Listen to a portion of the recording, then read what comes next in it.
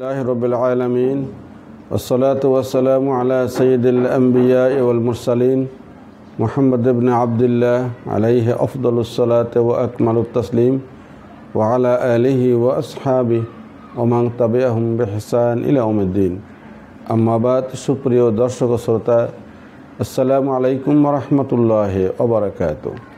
আজকে আমরা ছোট্ট একটি প্রশ্ন নিয়ে আলোচনা করব ইনশাআল্লাহ। সেটা হলো আমাদের নবী মুহাম্মদ সাল্লাল্লাহু আলাইহি ওয়াসাল্লাম তিনি কি নূরের তৈরি নাকি মাটির তৈরি? তো এ ব্যাপারে আমরা সংক্ষেপে যে জবাবটি দিতে চাই সেটা হলো, যিনি মুহাম্মদ সাল্লাল্লাহু আলাইহি সাল্লামকে সৃষ্টি করেছেন অর্থাৎ আল্লাহ রাব্বুল আলামিন, তিনি তার আল কোরআনে কোথাও বলেননি যে তিনি মুহাম্মদ সাল্লাল্লাহু আলাইহি সাল্লামকে নূর দিয়ে সৃষ্টি করেছেন। বরং তিনি কোরআনে বিভিন্ন জায়গায় বিভিন্ন আয়াতে উল্লেখ করেছেন যে তিনি জিনদেরকে সৃষ্টি করেছেন আগুন দিয়ে, আগুনের স্ফুলিঙ্গ দিয়ে, আর মানুষ আদম এবং মানুষ জাতিকে তিনি সৃষ্টি করছেন মাটি দিয়ে বা মাটির নির্যাস দিয়ে। একথা তিনি বারবার উল্লেখ করেছেন। সূরা ইয়াসিন শরীফের মধ্যে উল্লেখ আছে এবং এটি অনেক জায়গায় উল্লেখ আছে।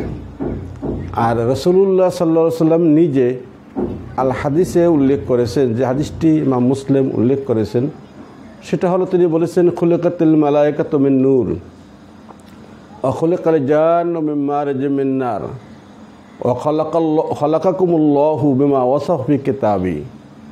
রাসূলুল্লাহ সাল্লাল্লাহু আলাইহি সাল্লাম বললেন যে আল্লাহ তাআলা ফেরেশতাদেরকে সৃষ্টি করা হয়েছে নূর দিয়ে এবং জিন জাতিকে সৃষ্টি করেছে আগুন দিয়ে, আর মানুষকে তোমাদেরকে সৃষ্টি করেছে উহা দিয়ে, যার বর্ণনা আল্লাহ তাআলা নিজেই আল কোরআনে দিয়েছেন, অর্থাৎ মাটি বা মাটির নির্যাস। তো এখানে তিনটি ভাগে, ফেরেশতা নূরের তৈরি, জিন আগুনের তৈরি, মানুষ মাটির তৈরি। একথাই রাসূলুল্লাহ সাল্লাল্লাহু আলাইহি ওয়াসাল্লাম বলেছেন। আর রাসূল অবশ্যই মাটি, রাসূল মানুষ, অতএব তিনি মাটি দিয়ে তৈরি হয়েছে, এটা স্পষ্ট বোঝা যাচ্ছে, এখান থেকে বোঝা যাচ্ছে। তবে হ্যাঁ, কিছু অবান্তর মিথ্যা হাদিস আছে যেগুলো ইসলামের শত্রুরা মুসলমানদের আকীদা বিশ্বাসকে নষ্ট করার জন্য বিভিন্ন হাদিস বানিয়েছে, হাজার হাজার হাদিস বানিয়েছিল। সেই হাজার হাজার বানানো হাদিসের মধ্যে এই দু একটি হাদিস এটাও আছে যে রসুলকে নূর দ্বারা সৃষ্টি করা হয়েছে। এটা মিথ্যা হাদিস, যেটাকে সমস্ত মুহাদ্দিসিন মিথ্যা বলে আখ্যায়িত করেছেন, এবং সেই মিথ্যা হাদিসের মধ্যে এটা আছে।